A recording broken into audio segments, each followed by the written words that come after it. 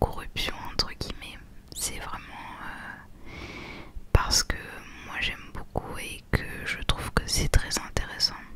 Donc après si ça ne vous intéresse pas ou que c'est quelque chose que vous n'aimez pas, voilà, vous n'êtes pas obligé de regarder, peut-être juste apprécier les sons ou puisque je vais faire pas mal de tapping et de page turning. Donc voilà, et puis pour ceux que ça intéresse, on pourra en discuter dans les commentaires du coup. Voilà. Donc en fait le tarot j'ai commencé à en faire quand j'étais beaucoup plus jeune. Je crois que j'avais peut-être 11-12 ans, quelque chose comme ça. Puisqu'en fait ma mère en fait aussi depuis longtemps. Et du coup elle m'a transmis un peu cette passion.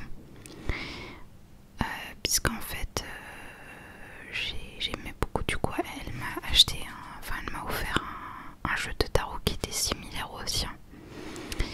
Et en fait j'aimais beaucoup, etc. Et du coup voilà, j'ai commencé à en faire et ça a tout de suite fonctionné pour moi. Et après je l'ai fait pour d'autres personnes et ça fonctionnait très bien aussi. Donc voilà, je me suis beaucoup liée à ces cartes.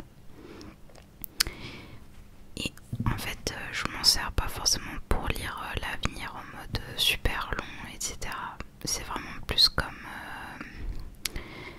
pour avoir soit un aperçu de la situation, soit pour comment dire avoir du futur proche en fait. Et la plupart du temps ça m'aide surtout pour voir ce qui se passe ou comment moi je réagis, parce que des fois il y a des situations où je ne me rends pas compte, où je ne veux pas avouer certaines choses et du coup ça me bloque. Ça me bloque pour avancer.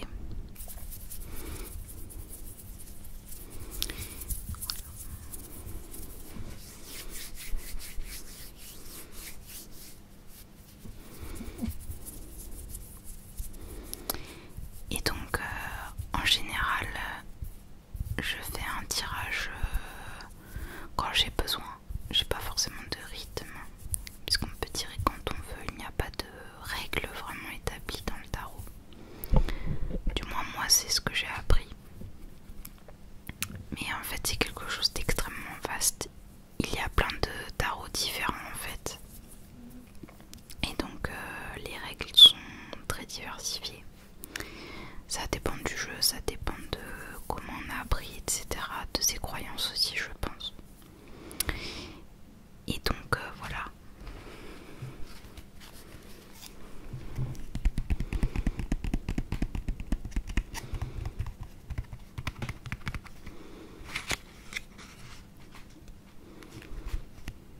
Le fameux jeu qui est un petit peu abîmé à force. Voilà.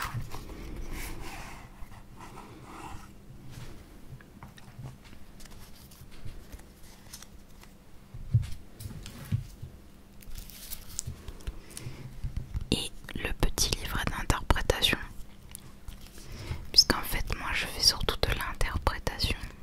J'ai pas assez de compétences entre guillemets pour vraiment savoir ce que ça veut dire. Et le tarot c'est vraiment ça, c'est de l'interprétation en fait. C'est pour ça que c'est très intéressant je trouve, parce que il y a un peu ce truc là un peu vague où on n'est pas sûr. Et du coup c'est vraiment, ça peut vraiment être très facilement pris en main en fait. Et j'aime bien quand c'est libre en fait, où on peut imaginer des choses et pas qu'il y ait vraiment de choses établies. J'aime bien quand c'est libre quoi. Donc c'est ça que j'aime beaucoup dans le tarot entre autres.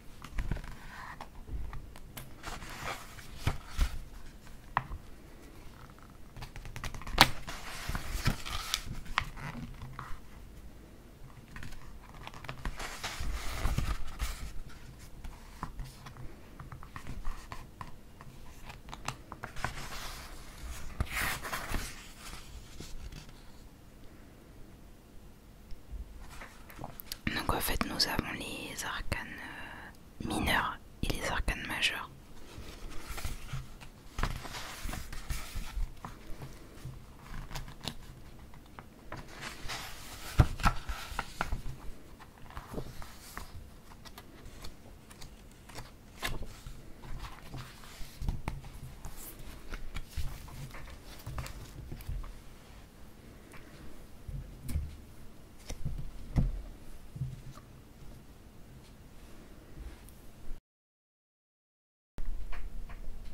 Donc en fait les arcanes majeurs ce sont toutes les cartes en fait qui ont des noms simplement comme la force par exemple.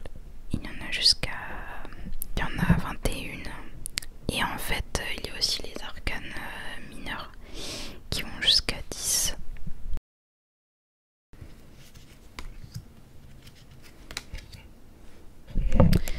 Donc par exemple après le 10 en fait il y a les valets, les cavaliers et les valets, les chevaliers, le roi et la reine. Et en fait il y a les bâtons, les épées, les deniers et les coupes. Donc là les deniers ce sont tout ce qui est argent en fait, la plupart du temps, et l'emploi des fois. Donc là c'est une arcane majeure. En fait souvent elles ont des sens un peu différents des arcanes mineurs. Les coupes ce sont tout ce qui est famille, amis, amour. Donc là par exemple on a un roi. En fait la particularité des rois, reines et valets etc. ce sont qu'en fait ils ont souvent des descriptions humaines qui correspondent à des personnes en fait qu'on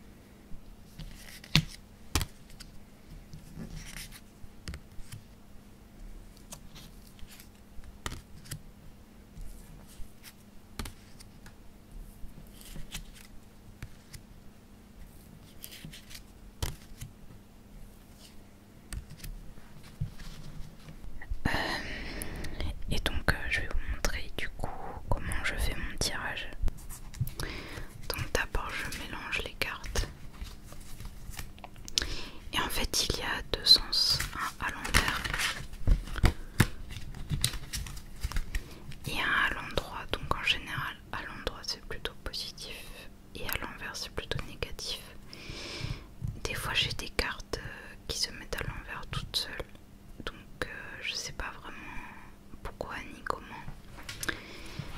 Mais du coup je la remets pas à l'endroit, je la laisse comme ça. Et je lis le sens, l'interprétation à l'envers.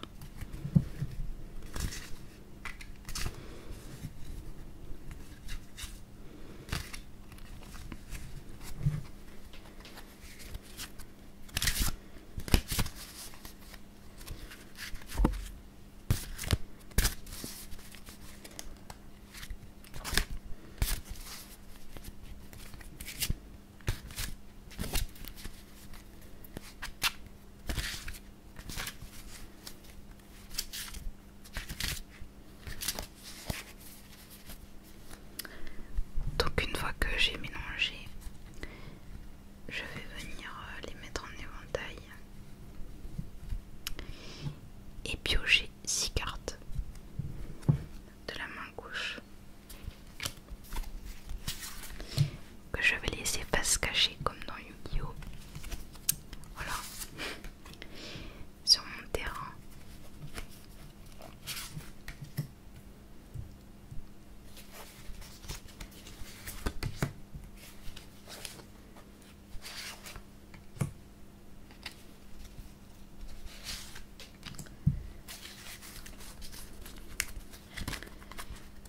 Et ensuite je vais venir retourner le paquet comme ceci.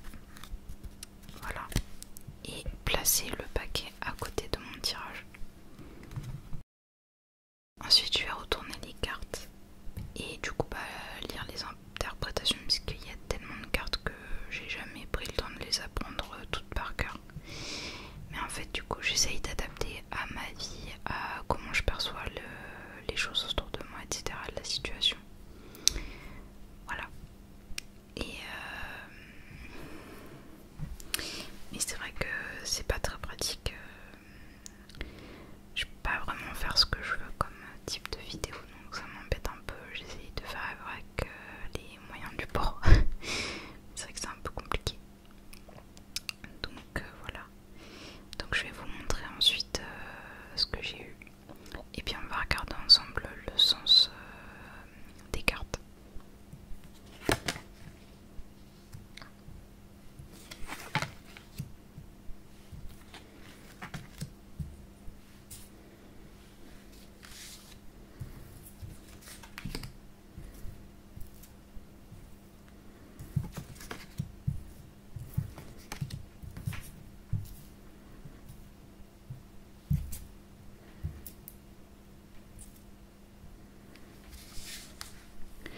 Donc là typiquement j'ai eu une carte à l'envers, la tour.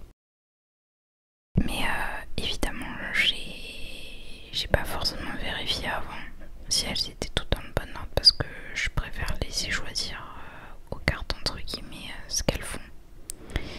Donc voilà, donc là par exemple c'est une arcane majeure du coup, une arcane mineure, encore une majeure, majeure, mineure et majeure. Donc on va regarder ça ensemble. Donc je vais vous lire tout d'abord les interprétations. Donc là la première carte c'est le soleil. Donc en général je fais dans l'ordre ou des fois je fais dans un autre ordre, c'est pas très grave. J'espère que vous entendrez pas la musique du voisin parce que en ce moment c'est un peu le bazar. Donc je m'en excuse d'avance si ça s'entend.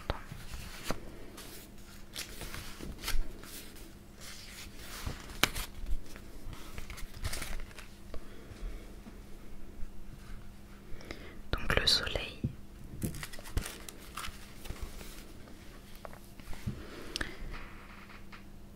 Un soleil rayonnant illumine un enfant nu monté sur un cheval blanc et tenant une bannière. Derrière lui, on voit des tournesols sur un mur ou sortant de terre. C'est une carte d'humeur joyeuse et pleine d'entrain. Le superbe soleil répand la vie sur tout l'univers. L'enfant sans celle ni bride illustre le contrôle parfait entre conscient et inconscient. Sa nudité est signe qu'il n'a rien à cacher. Les 4 tournesols représentent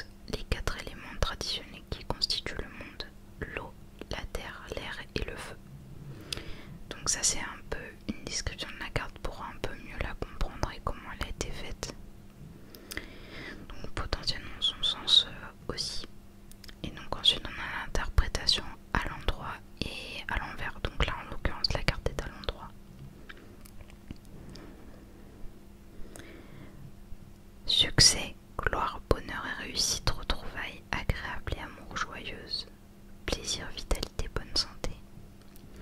La lame du soleil renvoie à l'été et au pays chaud par l'allusion à l'enfance. Elle annonce une bonne nouvelle pour les vôtres ou une naissance espérée depuis longtemps. Donc rassurez-vous, je ne suis pas enceinte. Voilà. En général, cette carte me fait beaucoup plus penser à tout l'aspect vacances en fait. L'aspect, puisque j'ai pour projet d'aller à Montpellier en vacances depuis un moment. Et vu que c'est dans le sud, je pense que c'est un rapport en fait avec ce projet. Cette carte, je l'ai eu plusieurs fois. Et je pense que c'est plutôt pour m'annoncer que ça va bien se faire malgré là tout ce qui se passe. Donc voilà. Après encore une fois c'est de l'interprétation. Donc c'est selon la vie de chacun.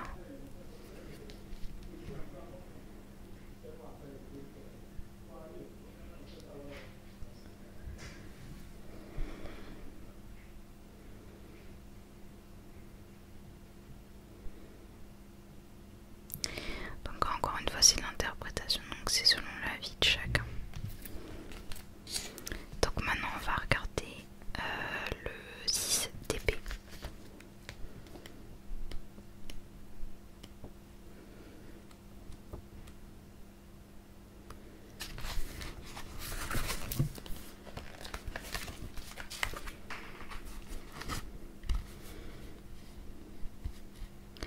Donc le 6 d'épée ici. Donc en général on a un mot-clé. Donc là c'est le voyage. Et l'interprétation à l'endroit, c'est s'écarter d'un danger, force de la discrétion, être avec d'autres en voyage ou dans des circonstances semblables, problème immédiat résolu, bonne direction à suivre. Donc là, encore une fois, ça renvoie au voyage. Donc souvent les cartes apportent des messages ensemble, c'est-à-dire que c'est pas rare d'avoir deux cartes qui signifient plus ou moins la même chose pour en fait appuyer cette condition-là en fait. Donc voilà, donc ça me rassure encore plus du coup. Et ensuite on a le 5 d'épée. Donc là par contre c'est une carte un peu plus négative même à l'endroit. Puisque le mot-clé c'est défaite. Échec et perte, défaite, un conflit en votre défaveur, limitez vos pertes, ravalez votre fierté ou rebroussez chemin et reprenez. La voie engagée ne mène à rien de bon, reconnaissez qu'un changement de direction s'impose. Alors des fois ce qui se passe quand j'ai des sens un peu pas farfelus mais un peu où je sais pas trop quoi en penser, ce que je fais c'est que j'avais trouvé un site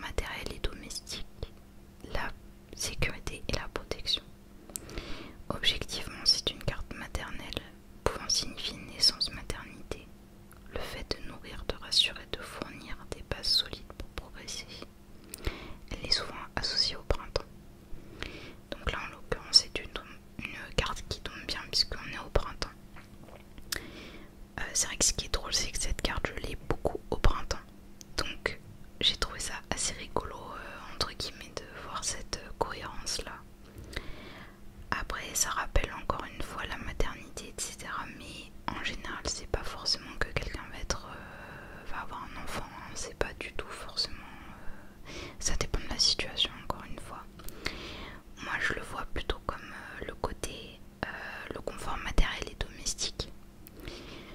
La sécurité et la protection. En fait, je vois plus ce côté-là qui est beaucoup plus adapté à ma situation, à moi, par rapport à ma vie, par rapport à ce qui se passe, etc. Mais voilà, en fait, ça dépend de la situation. Ensuite, on a la tour qui est à l'envers du coup.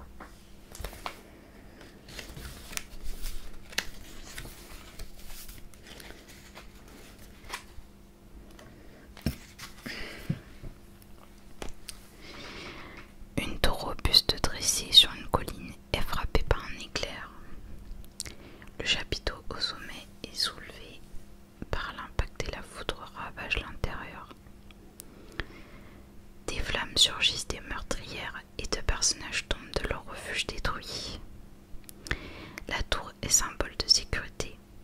Là, il apparaît après coup qu'il n'en était rien.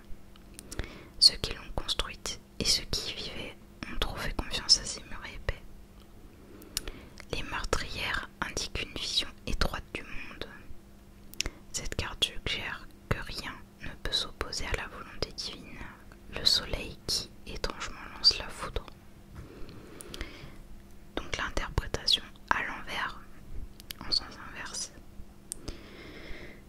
Fausses accusations, prison et oppression. Autre interprétation, en provoquant un changement soudain ou en vous rebellant, votre attitude constituera un choc, une surprise et une désillusion pour d'autres. Ouais, donc là, je pense pas que je vais aller en prison, hein. Très honnêtement, j'ai rien fait de mal. Donc, les fausses accusations, pareil, je vois pas trop ce qu'on pourrait me reprocher, donc c'est vrai que je penche plutôt pour l'autre interprétation. Mais effectivement, c'est pas très clair, donc faudrait vérifier sur le site après à la rigueur. Donc ensuite on a le 10 de Denis.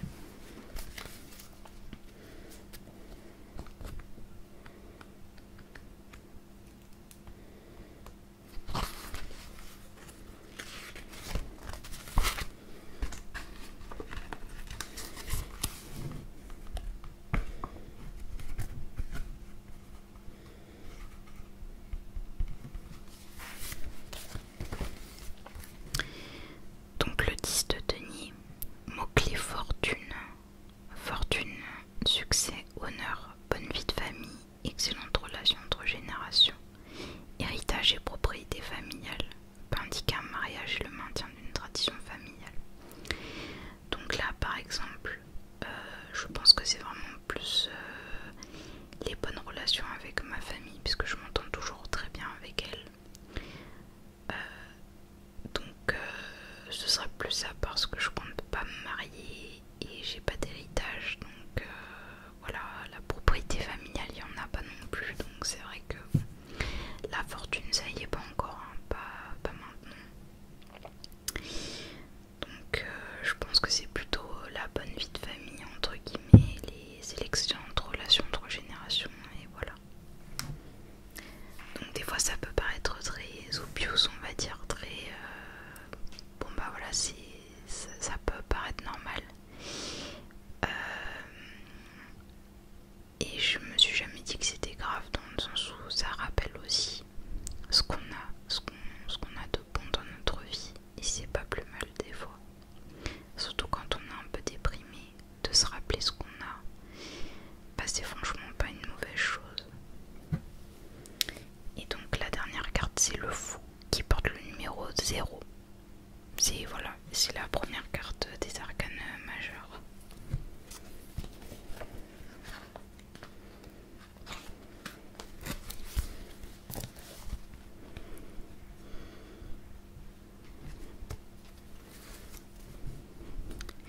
Le fou est une lame non numérotée qui, comme le Joker dans un paquet de cartes classiques, peut intervenir partout et remplacer n'importe quelle carte. Le fou, c'est l'idée de chaos, d'inattendu. C'est aussi l'innocence et la pure joie de vivre. D'un point de vue astrologique, la carte est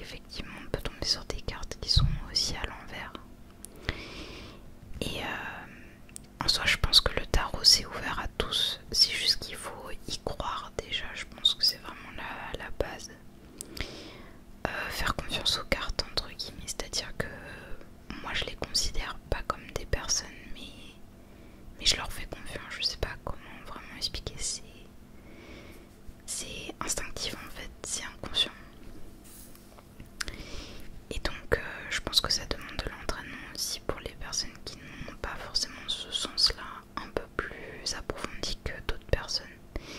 Moi c'est vrai que je pense que c'est quelque chose qui va avec mon hypersensibilité, quelque chose qui était avec c'est un pack apparemment, il y a plein de trucs ensemble. Et du coup, hormis mon problème d'hyperacousie qui est très très chiant, apparemment on m'a donné ce don entre guillemets de pouvoir lire les cartes. Donc après c'est pas forcément un truc de ouf en soi, mais moi je sais que c'est quelque chose que j'aime beaucoup. Et je me dis bon moi je sais lire les cartes quoi. Bon, c'est une certaine fierté que j'ai, que je crie pas sur les toits, mais c'est vrai que bon, je me dis voilà j'ai quelque chose à moi que sans doute pas énormément de personnes ont. Parce que je pense qu'il y a beaucoup de gens qui se prétendent voyants qui ne savent pas le faire en fait. Parce que même si je lis l'interprétation, je tire les bonnes cartes et je pense que c'est l'essence même du tarot en fait. C'est que oui certes tu peux connaître toutes les interprétations etc. Mais si tu tires pas les bonnes cartes, ça sert à rien. Ça va te mener sur quelque chose de faux, sur une fausse piste. Et moi c'est là que je vois que j'ai cette compétence là, c'est que les cartes sont toujours bonnes en fait, sont toujours justes. Et quand je tire pour une autre personne c'est le cas aussi du coup. Je me dis que c'est ça le principal en fait, c'est pas le fait que je connaisse pas toutes les interprétations. Ou je sais que par exemple j'avais entendu parler de personnes qui juste elles avaient les cartes face cachée et sans les retourner savaient ce que c'était comme carte. Bon, est-ce que c'est vrai ou pas je ne sais pas, c'est